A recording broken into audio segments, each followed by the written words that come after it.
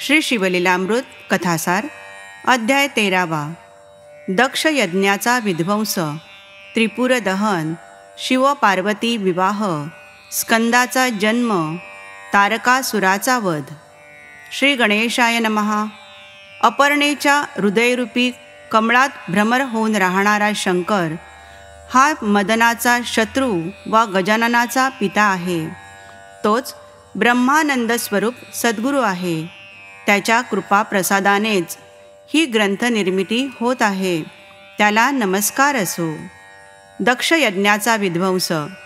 नैमिषारण्यात महामुनी सूत शौनकादिक श्रोत्यांना अद्भुत रम्य शिवलीला वर्णन करून सांगत आहेत. ते म्हणाले, त्रेतायुगातील घटना आहे. दक्ष प्रजापतीने एका मोठ्या यज्ञाचे आयोजन केले होते. त्याने सर्व देवांना निमंत्रणे धाडली, पण शंकराला बोलावले नाही. शंकर हा त्यांचा जावई, भवानीचा पती. विधी, हरी आणि इंद्रादिक समस्त देव ज्याची पूजा करतात, त्या शंकराचे अद्भुत महात्म्य त्याने जाणलेच नव्हते. तो शंकराची अहोरात्र निंदा करायचा, म्हणायचा, शंकर माझा जामात आहे, याचेच मला वैषम्य वाटते. भवानीची निवड चुकली, त्याचे कौतुक वाटेल असे त्यात काय आहे? तो नरमुंडांच्या माळा गळ्यात काय घालतो? हत्तीचे ओले कातडे काय पांघरतो? दुर्गंधी कशी येत नाही त्याला? तो स्मशानात काय राहतो? कवटी घेऊन भिक्षा काय मागतो? चिताभस्म काय फासतो? त्याचे स्वरूपच अमंगल, अघोर. त्याने सगळ्या अभद्र व अशुभ गोष्टीच जवळ केल्या आहेत. तो भूत समुदाय बाळगतो, अंगावर सर्प गुंडाळतो, योग्यता न पाहता कोणालाही काहीही देऊन टाकतो. त्याला चांगले कोण म्हणेल? तो भ्रष्टांचा शिरोमणी आहे. देव म्हणावे असा एकतरी गुण त्याच्यापाशी आहे काय? सदान कदा रागावलेला, भाळीत तिसरा नेत्र, तोही आग ओकणारा. त्याची दाहकता त्रिभुवन जाळील की काय असे वाटते. त्याच्या डोक्यावरून पाणी वाहते. तो कीर्तनात वाटेल तसा नाचतो. भक्ताला पाहिले की त्याला काय होते कोण जाणे. तो त्याला सर्वस्व देऊन टाकतो. दैत्यांना वाटेल ते वर देऊन याने चढवून ठेवले आहे. त्याला लहान थोर कळत नाही. बैलावरून हिंडण्यात काय भूषण आहे हे त्याचे त्यालाच ठाऊक. दक्ष शिवनिंदा का करीत असे? ऐका. एके दिवशी दक्ष शंकराला भेटण्यासाठी कैलासावर गेला होता. तेव्हा शंकराने उठून त्याचे स्वागत केले नाही. याचा दक्षाला अपमान वाटला. मनामध्ये राग धरूनच तो माघारी वळला. तेव्हापासून तो शंकराची निंदा करू लागला. तो त्याची पूजा करीत नसे. त्याला यज्ञातील हवीरभागही देत नसे. मरण जवळ आले की अशी दुर्बुद्धी सुचते. जो शिवभजन करीत नाही तो पतितच होय. त्याला असंख्य विघ्ने नाडतात. त्याचे यज्ञ, याग, जप, तप, दान हे सर्व व्यर्थच होत. ज्याला शंकर आवडत नाही, जो त्याची निंदा करतो, त्या दुष्टाबद्दल काय बोलावे? तो चांडाळाहूनही हीन होय. त्याचा स्पर्शही अपवित्र जाणावा.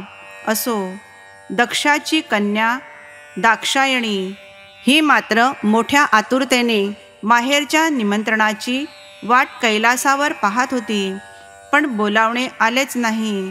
ती उदास झाली. शंकराला म्हणाली, माझ्या पित्याने महायाग करण्याचे ठरविले आहे. त्याने मला का बोलाविले नाही? कदाचित विसरला असेल. तेथे माझ्या सर्व बहिणी येतील, त्यांना भेटता येईल. घरच्या कार्याला आमंत्रण कशाला हवे? मी स्वतःच तेथे जाईन म्हणते. शंकर तिला समजावीत म्हणाला, प्रिये माझे ऐक, तू तेथे मुळीच जाऊ नकोस. तुझा पिता माझा द्वेष करतो. माझी निंदा करण्याची एकही संधी सोडत नाही. तू गेलीस तर तुझा अपमान करील. ज्याच्या मनात आपल्याविषयी प्रेम नाही, त्याचे तोंड कधीही पाहू नये. त्या दोघांचे असे संभाषण चालले असताना नारदांचे तेथे आगमन झाले. ते भवानीला म्हणाले, माते, पित्याच्या घरी जाण्यासाठी आमंत्रण कशाला हवे? तुला तेथे जावेसे वाटते ना, मग जा. तेव्हा दाक्षायणीने काही भूतगणांना बरोबर घेतले आणि नंदीवर आरूढ होऊन त्वरेने दक्षाच्या घरी आली. तेथे यज्ञासाठी मोठा मंडप उभारण्यात आला होता. त्यात अनेक ऋषी व देव आपापल्या स्थानी बसलेले होते. दक्षाने त्या सर्वांना मानाची आसने दिली होती. तेथे शंकरासाठी एकही आसन नव्हते. दक्षाने त्या सर्वांची पूजा केली, प्रत्येकाचा सन्मान केला. यज्ञास आरंभ झाला. मध्यभागी स्थापलेल्या यज्ञकुंडात दक्ष आहुती टाकू लागला. सर्वत्र धूर झाला. दाक्षायणीने यज्ञमंडपात प्रवेश केला. तिला पाहून सर्व उपस्थितांना आनंद झाला. दक्षाने मात्र कपाळास आठ्या घातल्या. तिचे येणे त्याला जराही आवडले नव्हते. त्याने तोंड फिरवले. ती जवळ आली तरी तिच्याकडे पाहिले नाही. धूर डोळ्यात गेल्यामुळे आपण त्याला दिसलो नाही असे तिने स्वतःलाच समजाविले. तिने आईकडे पाहिले. आईनेही तिच्याकडे बघून न बघितल्यासारखे केले. या समारंभाच्या गडबडीत तिचे आपल्याकडे लक्ष गेले नसावे असा विचार करून ती गप्प बसली. तिचे लक्ष आपल्या भगिनींकडे गेले. दक्षाने त्यांचा मोठा सन्मान केला होता. या सर्वजणी नटून थटून मिरवत होत्या. त्यांनीही दाक्षायणीकडे दुर्लक्षच केले. कोणी साधी विचारपूसही केली नाही. शिवद्वेष्ट्या दक्षाला ती व तिचा पती डोळ्यांसमोर नको असे वाटत होते. आपली मुलगी न बोलाविता आली याचा त्याला मनोमन रागच आला होता. दाक्षायणी म्हणजे आदिमाया, साक्षात प्रणवरूपिणी, अनंत ब्रह्मांडाची स्वामिनी. मनात आणले तर विश्व पसारा क्षणार्धात लुप्त करील असे तिचे अगाध सामर्थ्य. दक्ष आणि त्याचा परिवार तिचा हेतू पुरस्सर अपमान करीत आहेत हे सर्वांच्या लक्षात आले. आता काय होणार या कुशंकेने ते धास्तावले. तो अपमान दाक्षायणीला सहन झाला नाही.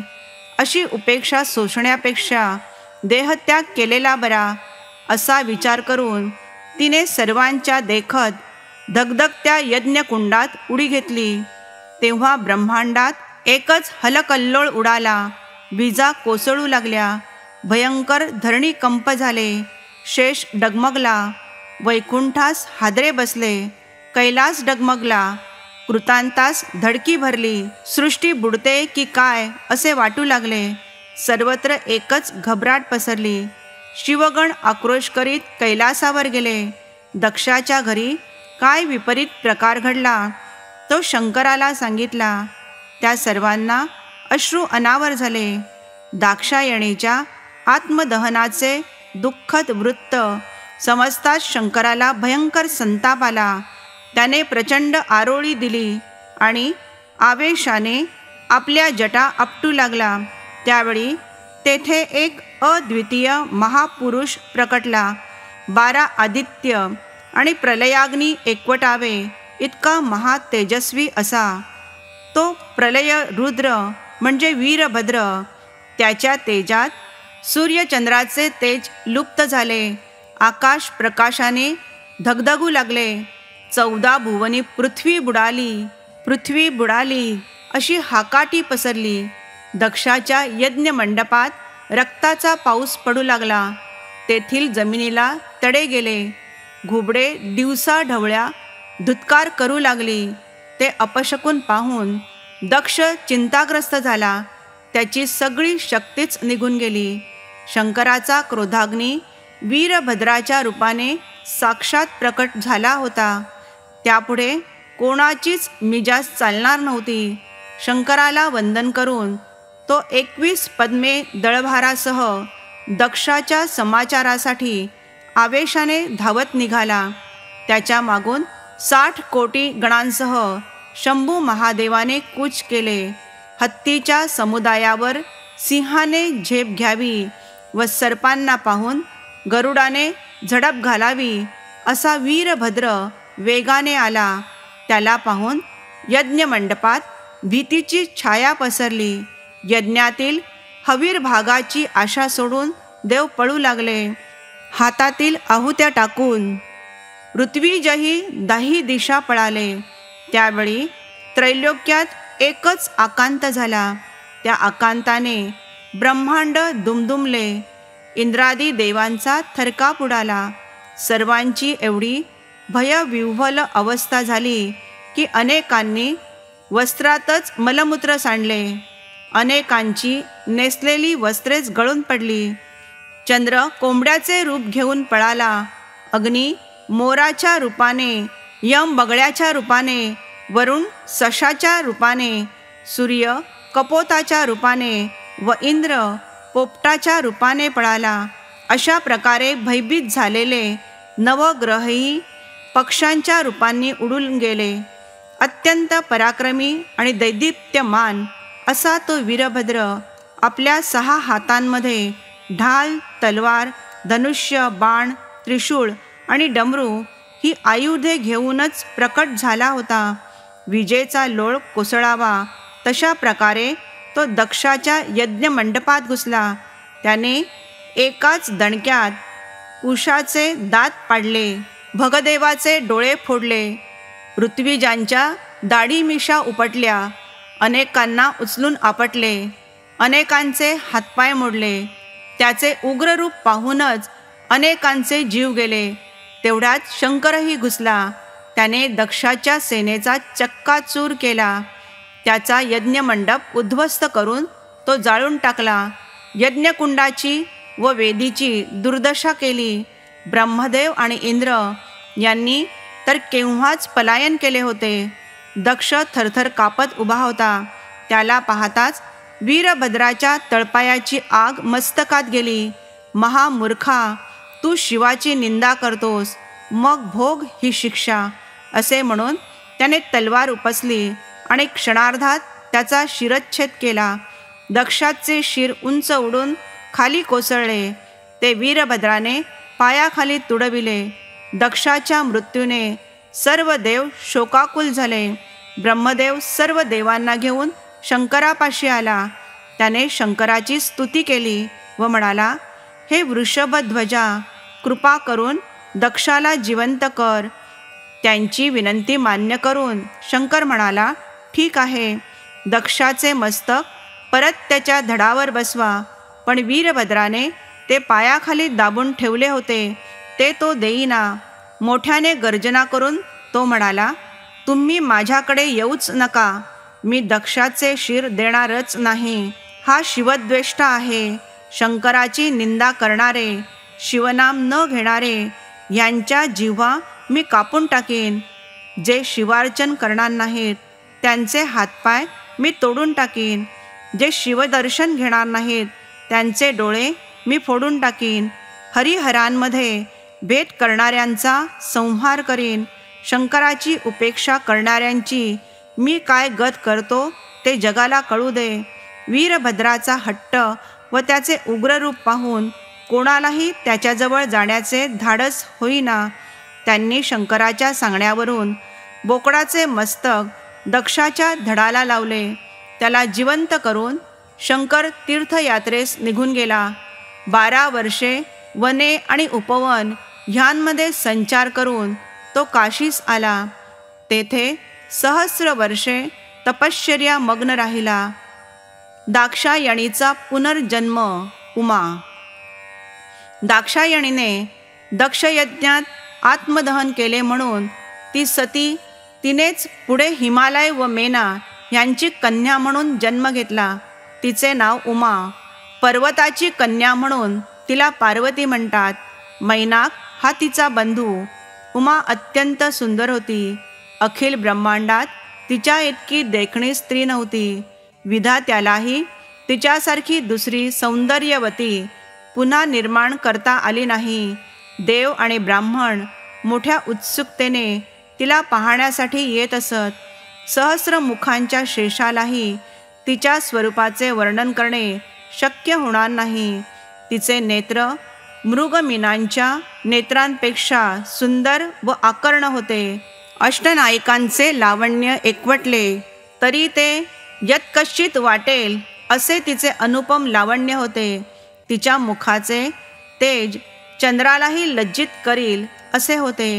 तिचा कटिभाग सिंहकटीहूनही कमनीय होता. ती अतिशय सुकुमार व घनश्यामल वर्णाची होती. इंद्रनील मण्यांच्या प्रभेची मोहक ओती व मूर्तीत जणू. तिच्या दंतप्रभेने पाषाणांची दिव्य रत्ने होत. ती बोलली तरी त्यांचा सडा पडे. तिच्या पाऊलखुणा उमटतील तेथे दिव्य कमळे उत्पन्न व्हायची. तिचा अंग सुगंध दश दिशांना पसरायचा. त्या सुवासाने वसंत मुग्ध व्हायचा. कोट्यावधी मदनांचे सौंदर्य ओवाळून टाकावे असे होते तिचे अद्भुत लावण्य. असो, अशा प्रकारे ब्रह्मादी देवांना गर्भात धारण करणारी, वेदपुराणांना वंदनीय, अनंत शक्तींची स्वामिनी, भक्त भयहारिणी देवी जगदंबा उमेच्या रूपेने कैलासाहून भूलोकी अवतरली होती. हिमनगाची ती कन्यका लहानपणापासूनच शंकराची नित्य आराधना करीत असे. कालांतराने शंकर नंदीसह हिमालयात आला. तेथील एकांतात तपश्चर्या करू लागला. त्याच्या आगमनाचे वृत्त कळताच हिमालय त्याच्या दर्शनास आला. त्याने शिवाला वंदन करून त्याची पुष्कळ स्तुती केली. मग पार्वतीही सख्यांसह त्याच्या दर्शनास येऊ लागली. ती शंकराची जमेल तशी सेवा करायची, त्याची पूजा करायची, त्याचे स्तवन करायची. पण शंकर नेहमी समाधीमग्न असे. आपल्या स्वामीच्या तपश्चर्येत कोणी बाधा आणू नये म्हणून नंदी गुहेच्या द्वारावर सावधपणे पहारा द्यायचा. तारकासुराच्या पुत्रांना वरप्राप्ती. तारकासुराला तारकाक्ष, विद्युन्माली व कमललोचन असे 3 पुत्र होते. त्यांनी घोर तपश्चर्या करून शंकराला प्रसन्न करून घेतले होते. हे तिन्ही बंधू रोज 1000 कमळे वाहून शंकराची पूजा करीत असत. एकदा एक फूल कमी पडले म्हणून त्यांनी आपले डोळेच काढून वाहिले. पुन्हा एकदा कमळे कमी पडली तेव्हा त्यांनी आपली शिरकमलेच म्हणजे मस्तके अर्पण केली. त्यांची ती पराकोटीची भक्ती पाहून शंकर संतुष्ट झाला.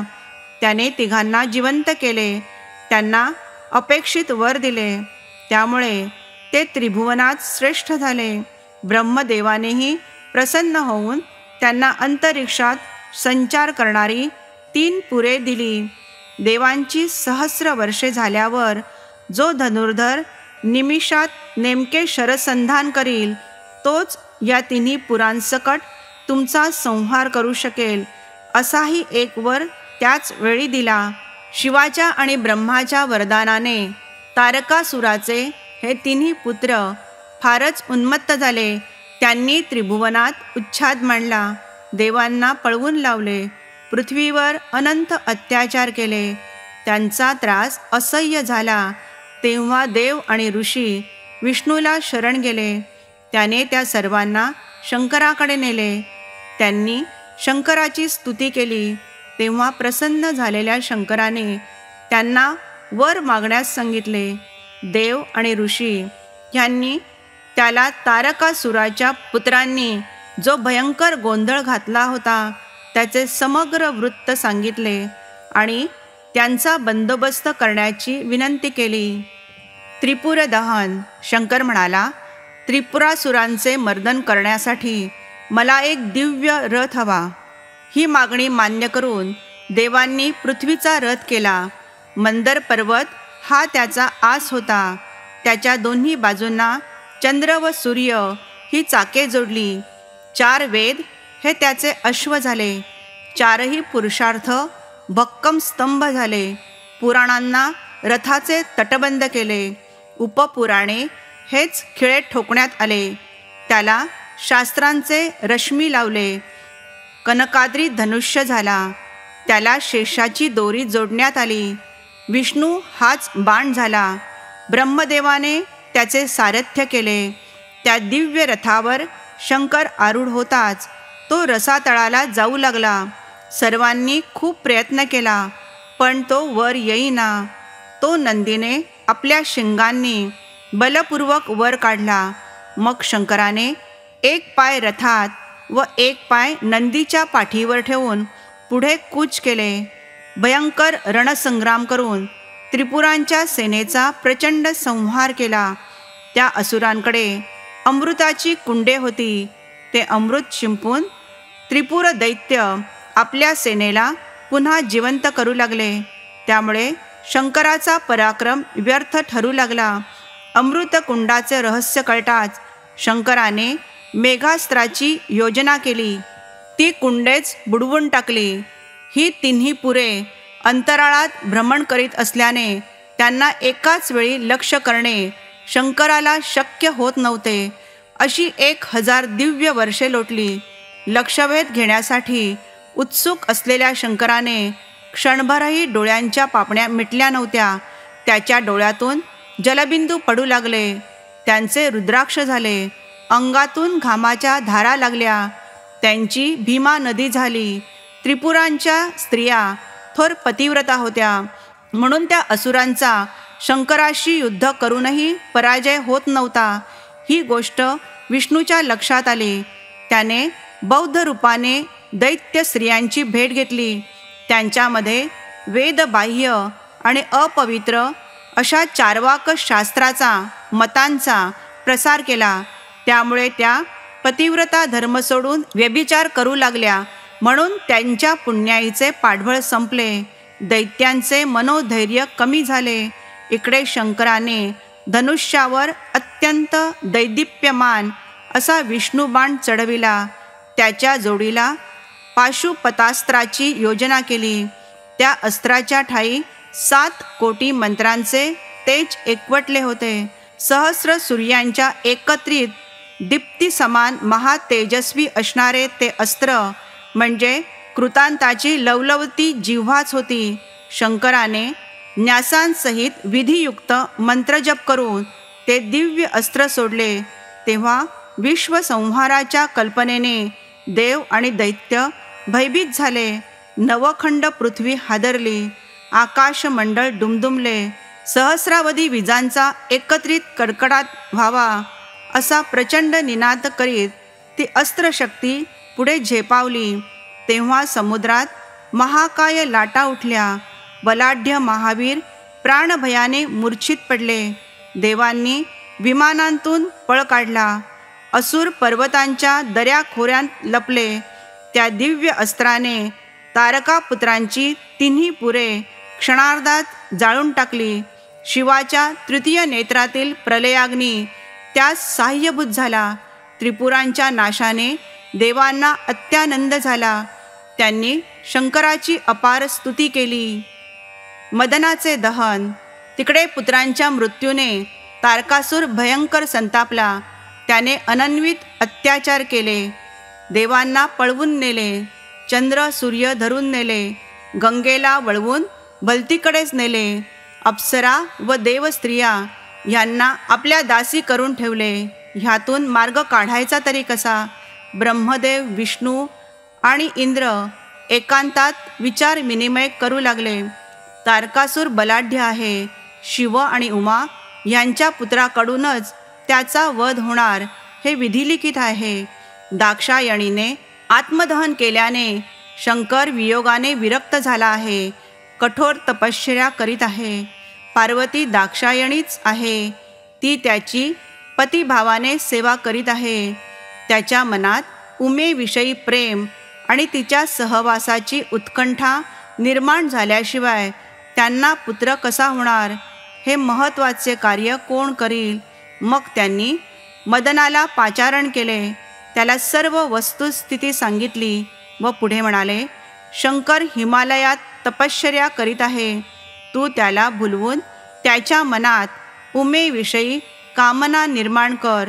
त्यांची विनंती मान्य करून मदन रतीसह शंकराजवळ आला. रतीने उमेच्या मनात प्रवेश केला. त्यावेळी वसंत साह्यभूत झाला. त्याने सर्व वनपरिसर प्रफुल्लित केला. वृक्ष वेली फुलाफळांनी डवरल्या. वारा मंद सुगंध पसरवू लागला. पक्षी मधुर कुंजन करू लागले. त्याच संधीत मदनाने आपला प्रभाव दाखविला. शंकर कामप्रेरित झाला. त्याच्या समाधीत विक्षेप उत्पन्न झाला. काही केल्या मन एकाग्र होईना. त्यावेळी आपल्या स्वामीच्या समाधीत व्यत्यय येऊ नये म्हणून नंदी किलबिलाट करणाऱ्या पक्षांना हाकलीत दूर गेला होता. पण व्यत्यय आलाच. शंकराने डोळे उघडून पाहिले. समोर मदन उभा होता. कामातुर उमा त्याच्या मागे उभी होती. शंकराने ओळखले, हे मदनाचेच कारस्थान आहे. त्यानेच तपश्चर्येत विघ्न आणले. त्याने संतापाने तृतीय नेत्र उघडला. त्यातून प्रकटलेल्या अग्निज्वाळांनी मदनाला जाळून भस्म केले. ती फाल्गुन पौर्णिमा होती. तेव्हापासून त्या तिथीला हुताशनी पौर्णिमा म्हणतात. त्यावेळी मदनाचा उपहास करताना शिवगणांनी मोठा गोंगाट केला होता.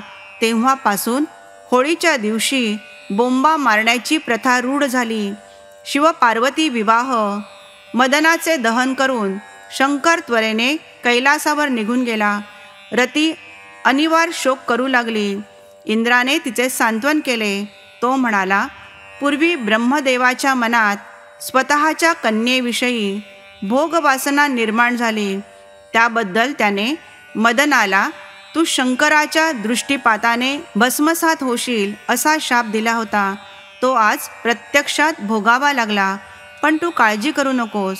तुझा पती द्वापार युगात कृष्णपुत्र प्रद्युम्न म्हणून जन्म घेईल. तेव्हा तुमचे पुनर्मिलन होईल. तोपर्यंत तो मनोमय रूपाने कार्य करेल. ते ऐकून रतीचे समाधान झाले.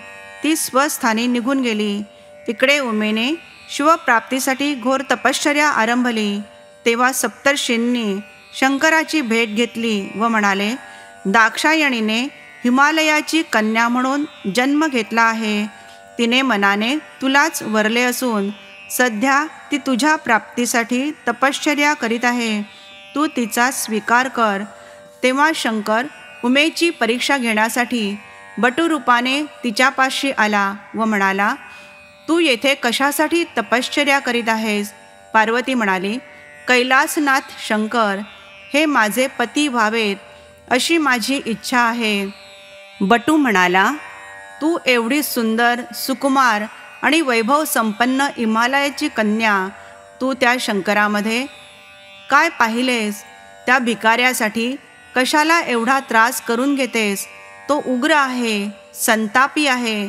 तो गजचर्म काय पांघरतो, सिंहाचे कातडे काय नेसतो, अंगावर सर्पांना काय खेळवतो, स्मशानात काय राहतो, भूतांमध्ये काय वावरतो. त्याच्याविषयी चांगले बोलावे असे त्याच्यात काहीच नाही.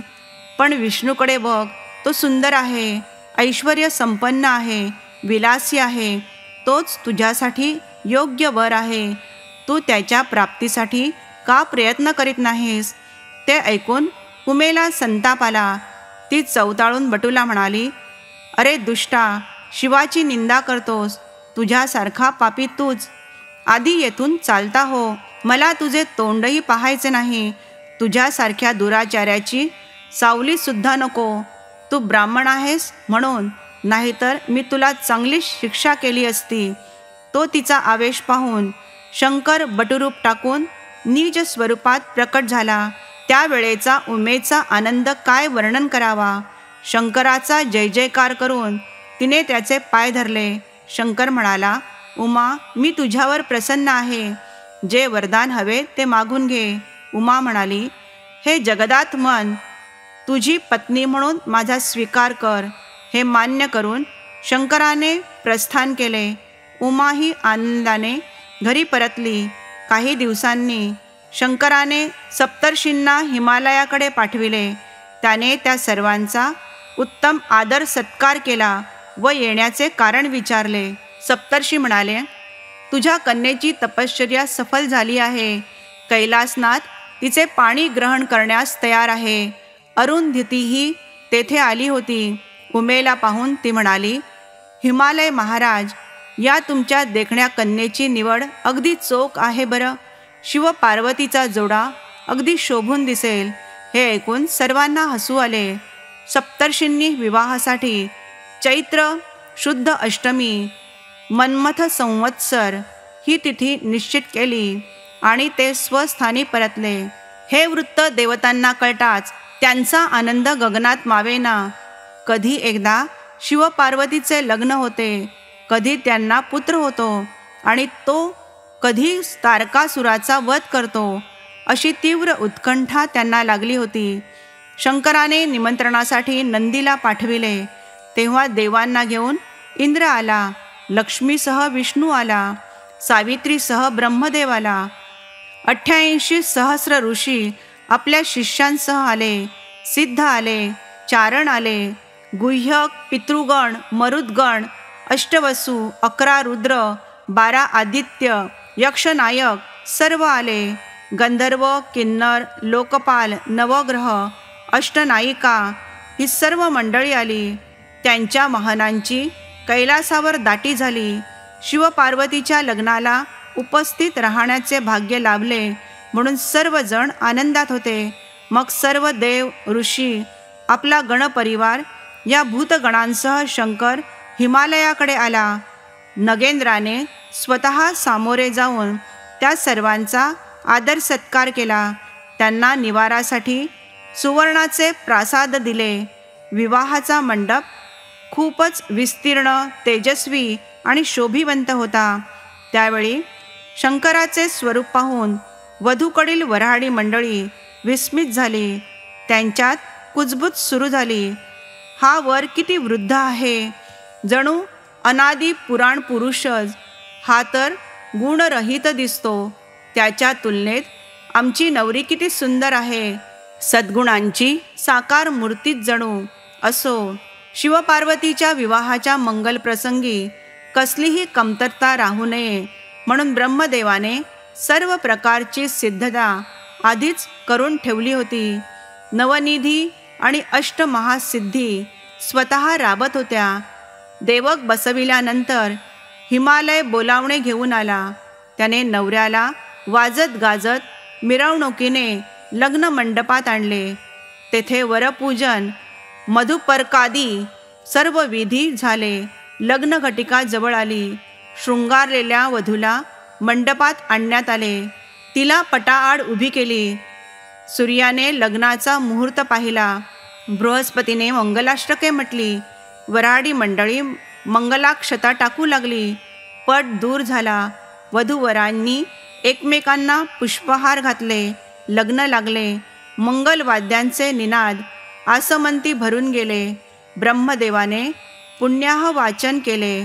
शंकराने पार्वतीचे यथाविधी पाणी ग्रहण केले. वधूवरांनी होमाला प्रदक्षिणा घातल्या. अशा प्रकारे सर्व याज्ञिक कृत्ये पूर्ण झाली. तोपर्यंत कोणालाही नवरीचे प्रत्यक्ष दर्शन झाले नव्हते. पण होमाभोवती फेरे घालताना उमेची पदनखे ब्रह्मदेवाच्या दृष्टीस पडली. त्यांचे अनुपम सौंदर्य पाहून ब्रह्मदेव कामप्रेरित झाला आणि संकल्पाने सृष्टीचे सर्जन करणाऱ्या त्या विधात्याचे अमोघ तेज स्खलित झाले. त्यापासून 60,000 बालखिल्य ऋषी उत्पन्न झाले. ते पाहून शंकराला क्रोध आला. ब्रह्मदेवाला स्वतःवर नियंत्रण ठेवता आले नाही म्हणून त्याने त्याचे 5वे मस्तक छेदले. ब्रह्मदेव चतुर्मुख झाला. ते पाहून लग्न मंडपात एकच हाहाकार झाला. तेव्हा ब्रह्मदेवाकडून सृष्टी निर्मितीचे कार्य अखंड चालू राहील असे सांगून विष्णूने सर्वांना शांत केले. असो, तो विवाह सोहळा 4 दिवस चालला होता. हिमाद्रीने सर्व देवांचा व मान्यवरांचा वस्त्रालंकारांनी यथोचित गौरव केला. पार्वतीला घेऊन शंकर कैलासावर परतला. स्कंदाचा जन्म. काही दिवसांनी सर्व देवांनी शंकराची भेट घेतली व म्हणाले, हे उमापते, तू निजकृपेने मदनाला जिवंत कर. त्याच्या वाचून विश्वामधील उत्पत्तीचे कार्य खुंटले आहे. ती विनंती मान्य करून शंकराने मदनाला शरीरविरहित असा उत्पन्न केला. तो मनोरूपाने कार्यरत झाला. तारकासुराने सर्व स्वर्ग जाळून टाकले होते. मोठा उच्छाद मांडला होता. त्याचा वध होणे अत्यावश्यक होते. सर्व देव शिवपुत्राची मोठ्या आतुरतेने वाट पाहत होते. अशी 4 युगे लोटली.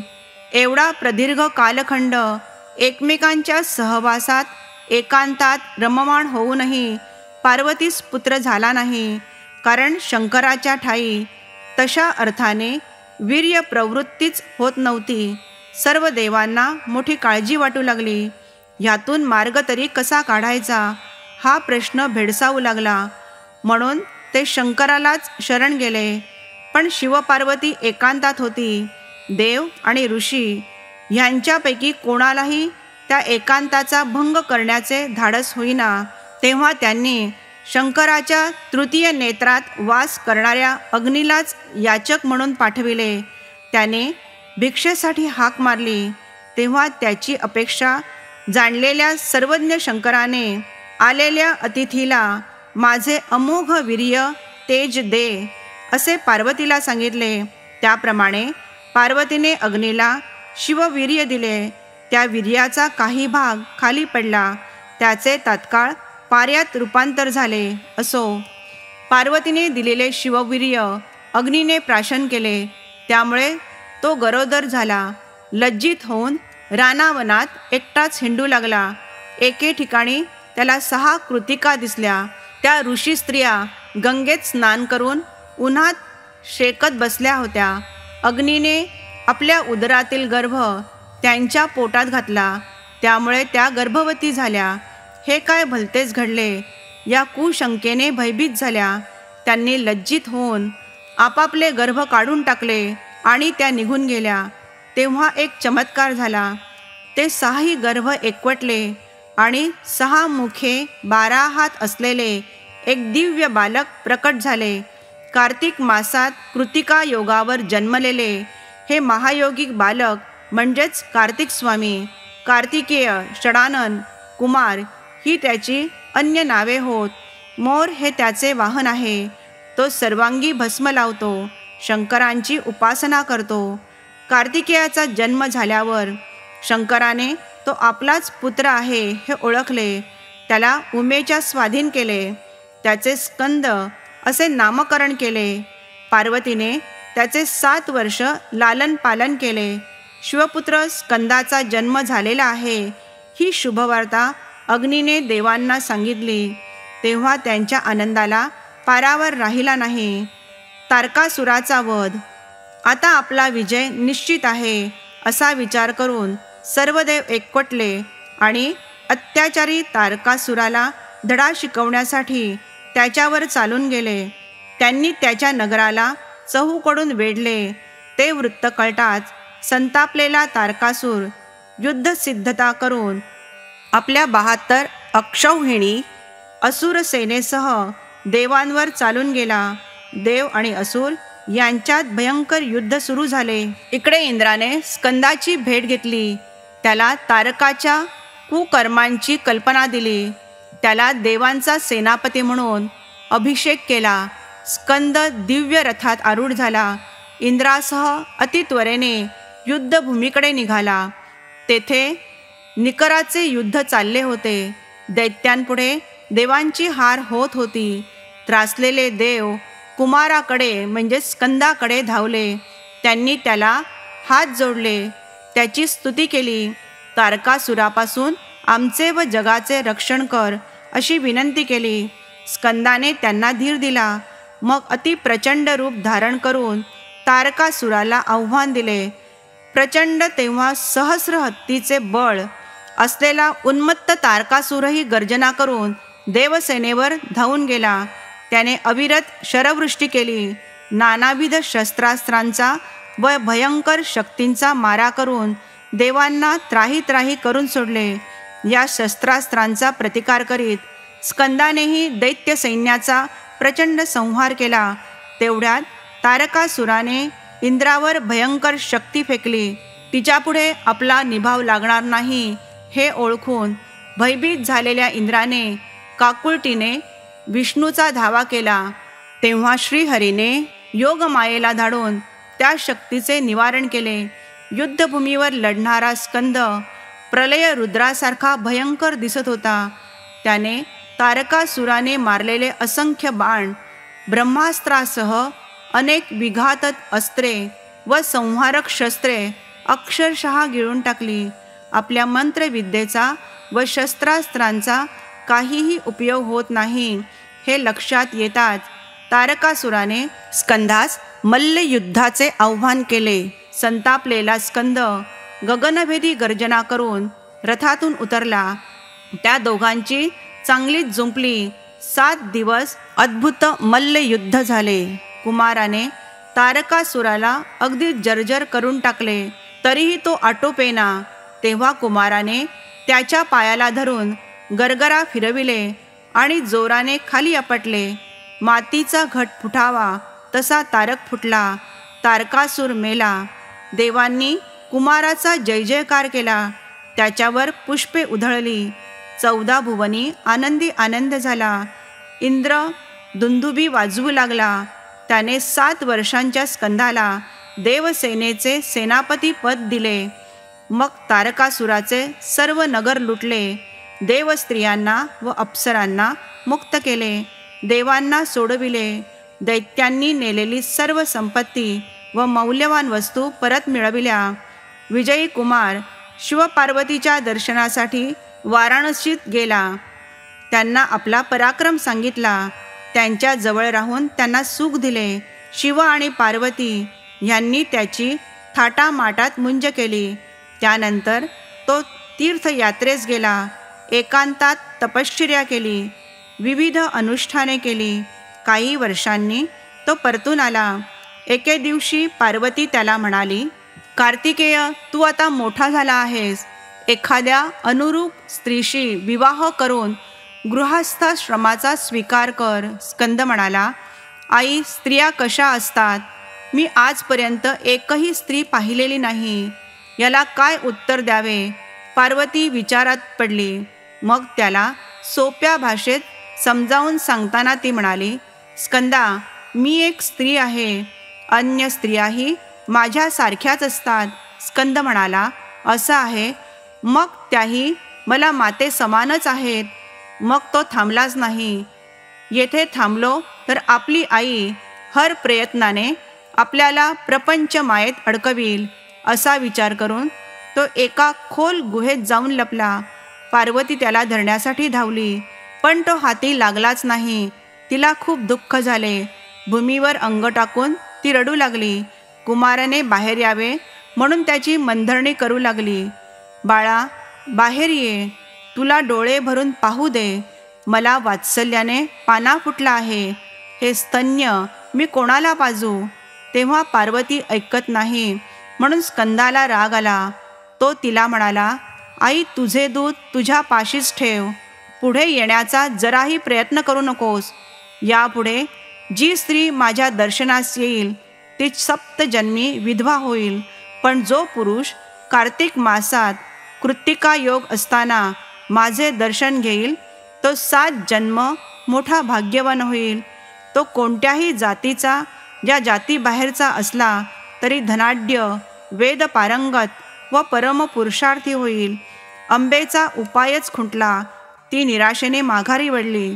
पुढे ऋषींनी स्कंदाची भेट घेतली व म्हणाले, स्वामी, तू स्त्री परांगमुख असलास तरी पार्वती ही तुझी माता आहे. तुला भेटण्यासाठी अहोरात्र तळमळत आहे. वाराणसीत जाऊन तिला भेटून ये.